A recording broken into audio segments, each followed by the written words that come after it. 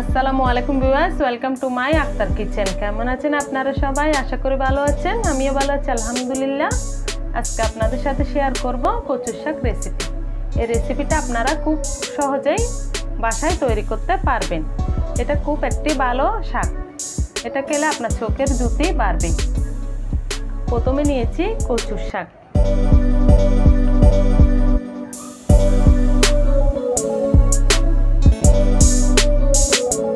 সেগুলো ছোট ছোট করে কেটে একটি পাত্রে নিয়েছি। এখন আমি অল্প পানি দিয়ে সেগুলো 30 মিনিট সিদ্ধ করে নিব।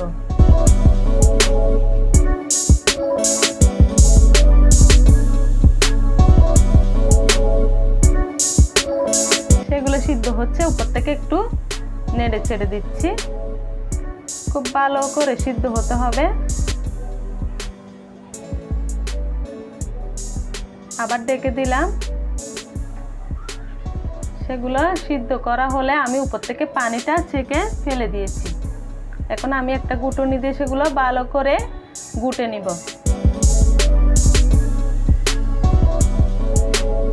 গুটা শেষ, একটা পাত্রে নিয়েছি।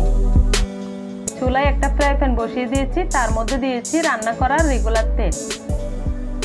তেলটা গরম হয়ে আসলে প্রথমে আমি সেখানে পেঁয়াজ কুচিগুলো বেরেস্তা করে নিব।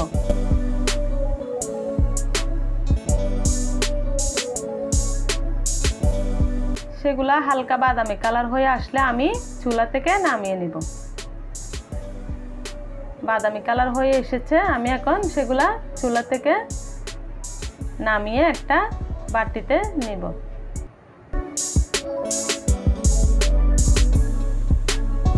তার মধ্যে দিয়েছি একটু সাদা ঘি।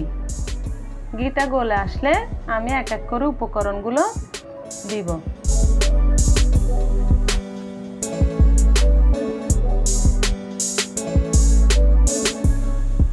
ঘিটা প্রায় গলে এসেছে, তার মধ্যে দিয়ে দিচ্ছি 3টা শুকনো মরিচ। মরিচগুলো হালকা ভেজে নামিয়ে নিব। নামিয়ে নিচ্ছি।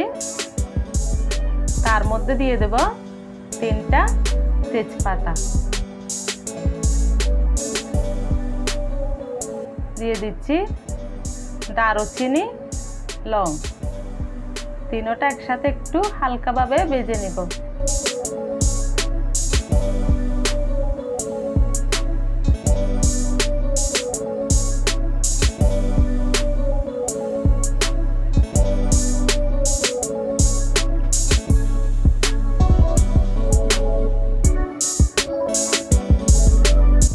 দিয়ে দিচ্ছি 1 চামচ পরিমাণ রসুন কুচি।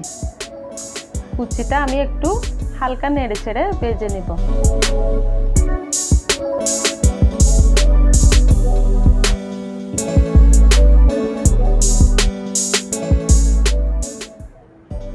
আদা বাটা 1 চামচ পরিমাণ,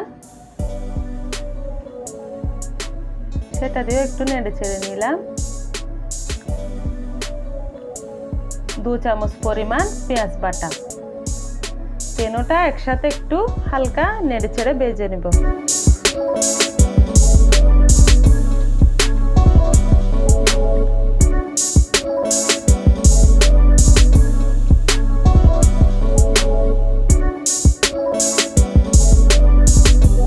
সেগুলো আমি খুব হালকা তাপে কষিয়ে নিচ্ছি।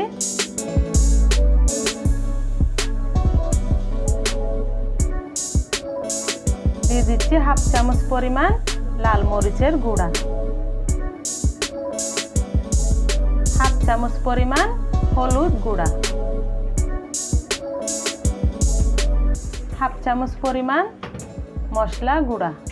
তিনটা একসাথে আবার একটু মিক্স করে নিচ্ছি।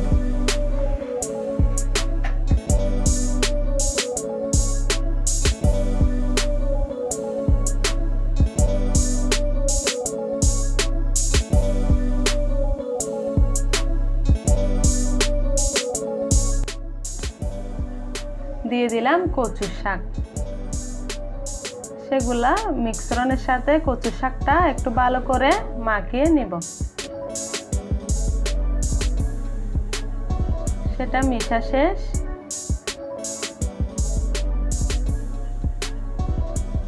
দিয়ে দিচ্ছি পরিমাণ মতো লবণ, দিয়ে দিচ্ছি ফালা করা কাঁচামরিচ,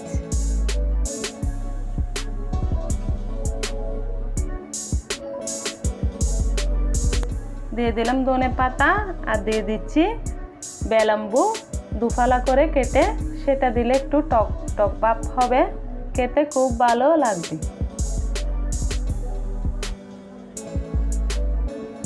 আমি এখন একটা ঢাকনি দিয়ে 5 মিনিট সেটা হালকা তাপে রান্না করব।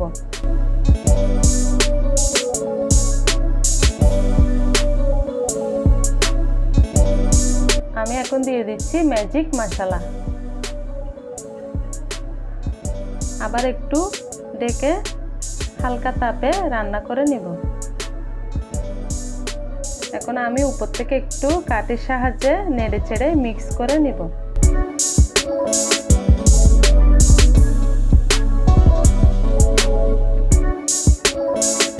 মিক্স করা শেষ হলে আমি আবার একটা ঢাকনি দিয়ে আবার 5 মিনিট সেটা হালকা তাপে রান্না করব।